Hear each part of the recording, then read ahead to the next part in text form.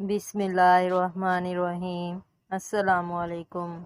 सुल्तान महमूद गजनवी के ज़माने में शहर में चोरियां ज़्यादा होने लगीं, तो चोरों को पकड़ने के लिए शाह ने ये तदबीर की कि शाही लिबास उतार कर चोरों का सब फटा पुराना लिबास पहन लिया और शहर में गश्त करने लगे। एक जगह देखा कि बहुत से चोर इकट्ठे बैठे हैं।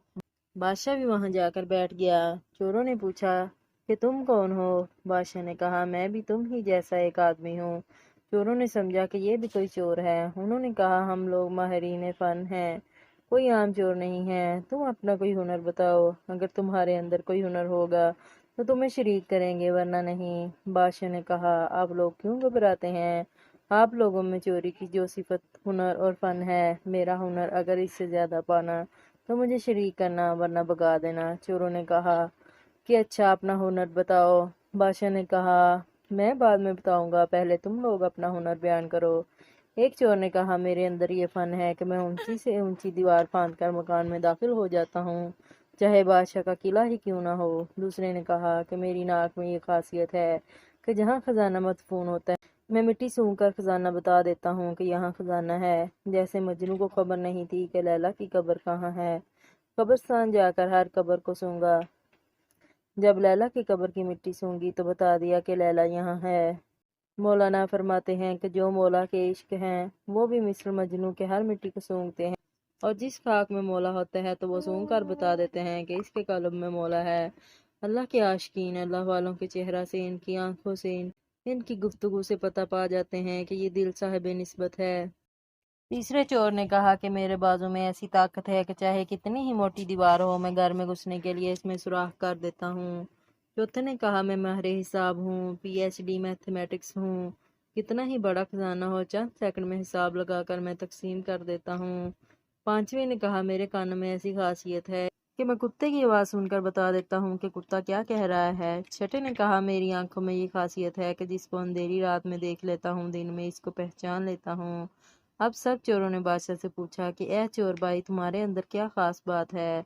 शाह महमूद ने कहा कि भाई, मेरी दाढ़ी में एक ऐसी खासियत है, जब मुजरमीन को फांसी के लिए जल्लादों के हवाले कर दिया जाता है, इस वक्त अगर मेरी दाढ़ी हिल जाती है तो मुजरमीन फांसी के फंदे से छूट जाते हैं। ये सुनकर चोर मारे खुशी के कहने लगे, आप तो चोरों के कुतुब हैं। जब हम किसी मुसीबत में फंस गए तो आप ही के जरिए हमको खुलासी मिलेगी। लिहाजा फैसला हुआ कि आज बादशाह के यहाँ चोरी की जाए, क्योंकि आज सब अराकीन नहायत पावरफुल हैं और मुसीबत से छुड़ाने वाला दाढ़ी वाला भी साथ है।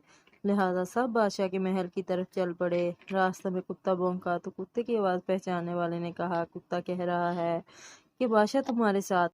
लेकिन चोर फिर भी चोरी के इरादे से क्यों ना बाज आए, बवजह लालच और तमा के, क्योंकि लालच आंखों पर पर्दा डाल देता है और अक्ल होश को उड़ा देता है, जिससे हुनर पोशीदा हो जाता है। मौलाना रूमी फरमाते हैं, हर गुनाह इसी तरह होता है कि शहवत और लालच आंखों पर पर्दा डाल देता है, फिर बुरे भले की तमीज नहीं रहती। जानता है कि ये आंखों का ज़िना है, लेकिन मगलूब होकर गुनाह करता है। इसीलिए इसबाब गुनाह से दूरी का हुक्म फरमाता है, ताकि लालच पैदा हो। लिहाजा बादशाह के यहाँ चोरी हुई, चोरों ने खजाना लूट और जंगल में बैठकर माहिर हिसाब ने सबका हिस्सा लगाकर चंद मिनट में तकसीम कर दिया। बादशाह ने कहा, सब लोग अपना अपना पता लिखवा दें, ताकि आइंदा जब चोरी करना हो तो हम लोग आसानी से जमा हो जाएं। इसी तरह बादशाह ने सबका पता नोट कर लिया। अगले दिन शाह ने अदालत लगाई और पुलिस वालों को हुक्म दिया कि सबको पकड़ कर लाओ।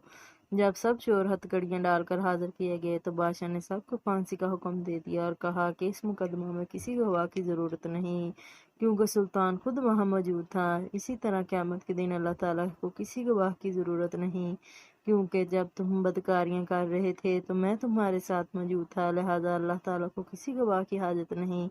फिर क़यामत के दिन जो अज़ा की गवाही, ज़मीन की गवाही, फरिश्तों की गवाही और सहीफ़ा माल की जो गवाही पेश की जाएगी, वो बंदों पर हुज्जत ताम करने के लिए होगी।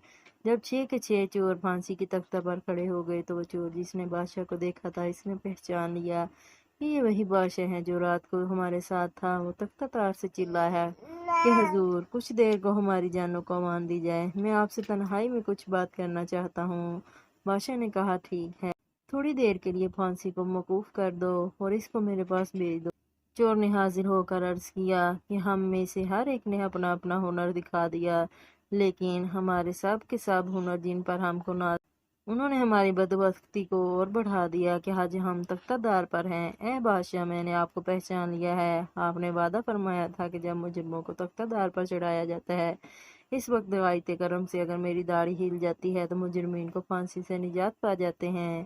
لہٰذا اپنے ہنر کا ظہور فرمائیے تاکہ ہماری جان خلاصی پا جائے۔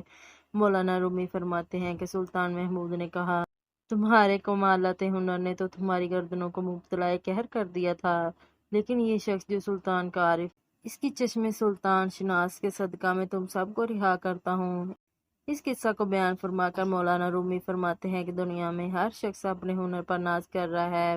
بڑے بڑے اہل ہنر اپنی بدمستیوں میں مست اور خدا سے غافل ہیں، لیکن قیامت کے دن ان کے یہ ہنر کچھ کام نہ آئیں گے اور ان کو مبتلا قہر و عذاب کر دیں گے۔ لیکن جن لوگوں نے اس دنیا کے اندھیرے میں اللہ کو پہچان لیا، نگاہ معرفت پیدا کر لی، قیامت کے دن یہ خود بھی نجات پائیں گے اور ان کی سفارش گناہ گاروں کے حق میں قبول کی جائے گی۔ سبحان اللہ۔